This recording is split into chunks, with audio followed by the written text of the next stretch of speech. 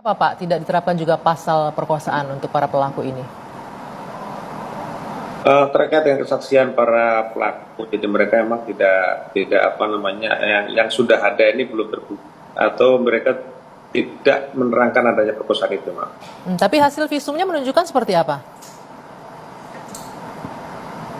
Hasil visum kalau kita lihat di putusan pengadilan itu memang ada sperma di tubuh korban.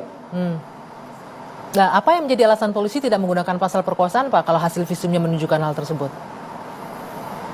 Terkait pasal perkosaan itu kita perlu kesaksian ataupun pengakuan dari para tersangka.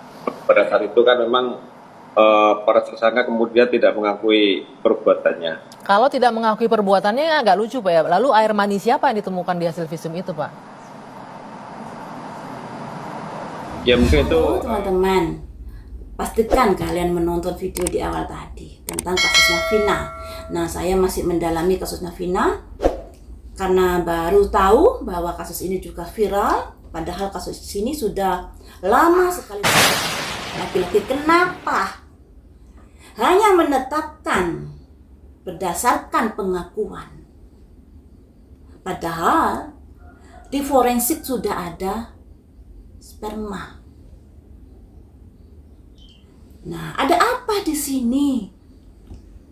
Dan jangan sampai kasus Subang ini mengulang lagi terhadap hal-hal yang berdasarkan pengakuan. Karena di kasus Subang ini berdasarkan pengakuan. Pengakuan lagi, pengakuan Danu lagi yang nggak sinkron dengan kondisi awal. Kemudian pengakuan-pengakuan saksi yang lainnya. Nah, pengakuan yang saksi yang lainnya itu juga ada 2 CCTV yang nggak sesuai dengan pengakuan dari saksi-saksi yang lainnya. Pengakuannya begitu banyak, tapi CCTV-nya hanya 2 biji.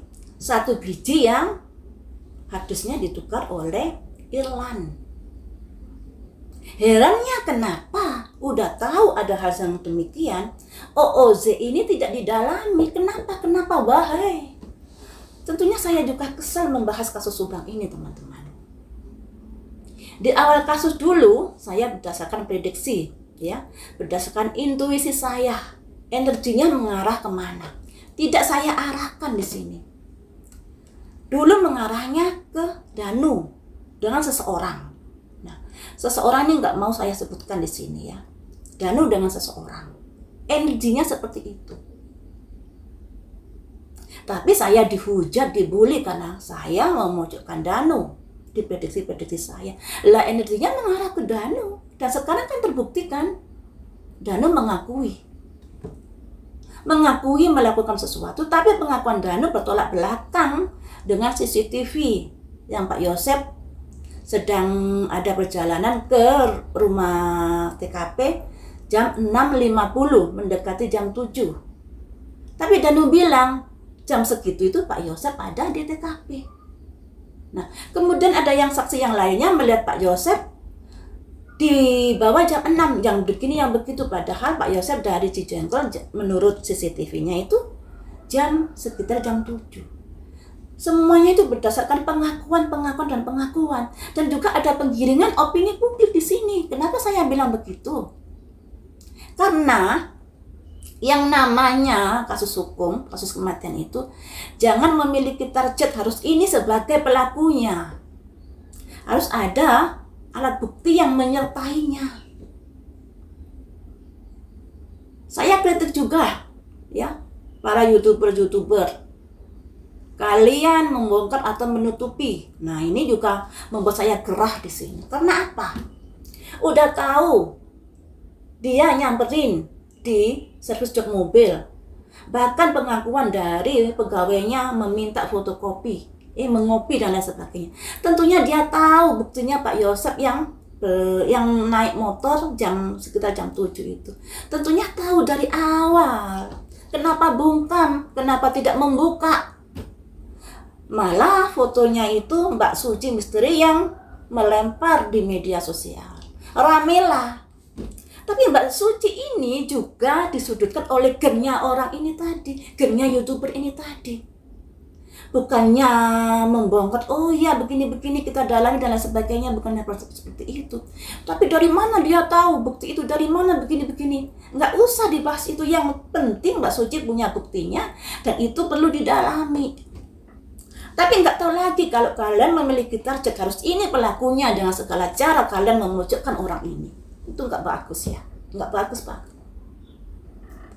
Nah, apalagi seseorang yang sudah dewasa mengerti hukum, ya, karena pendidikannya hukum, malah memuja-muja. Danu polos, Danu lugu, Danu begini, Danu begitu. Bolehkah seperti itu? Di awal kasus pengawalannya, Danu polos, lugu, Danu orang baik tapi jotos. Nah, ini yang membuat saya kesal banget terkait kasus ini. Saya di sini nggak bela siapa-siapa. Kalaupun saya dulu awalnya berdasarkan prediksi, tapi sekarang saya sekarang lebih berdasarkan barang bukti. Dan prediksi saya kenyataannya juga ada benernya. Danu sudah mengakui. Lah Danu ini disetting siapa?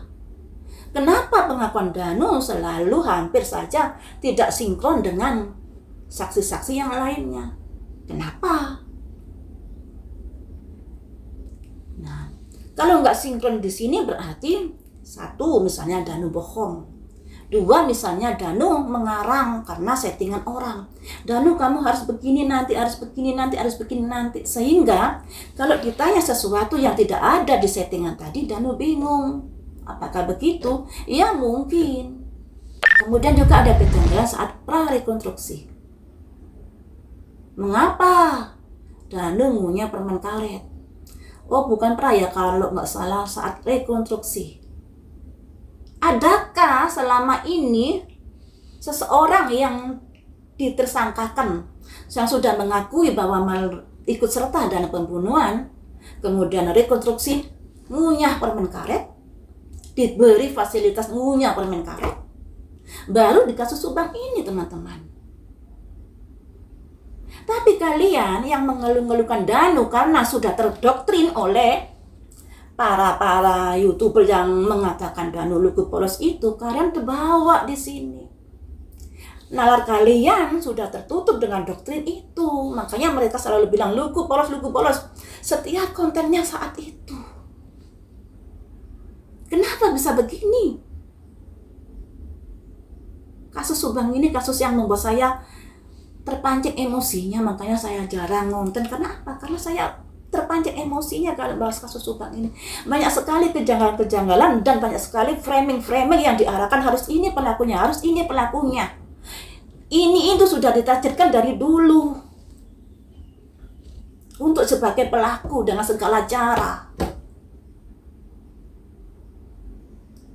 Ya, dengan segala cara. Sekarang sudah di persidangan, pengakuan dari saksi-saksi ternyata bertolak belakang dengan CCTV yang ada.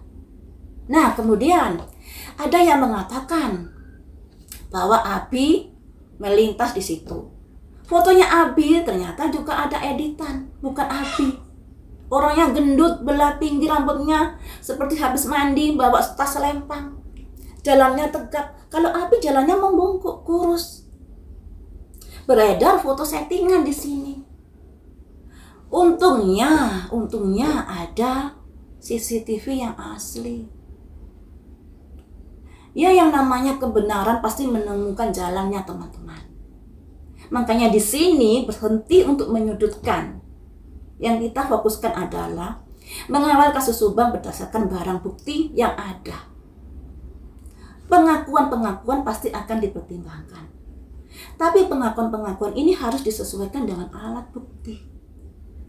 Ya, harus disesuaikan dengan alat bukti. Karena pengakuan ini juga bisa bohong, teman-teman. Bisa diarahkan, bisa disetting di sini. Apalagi kasusnya ini sudah hampir 3 tahun gak kelar-kelar.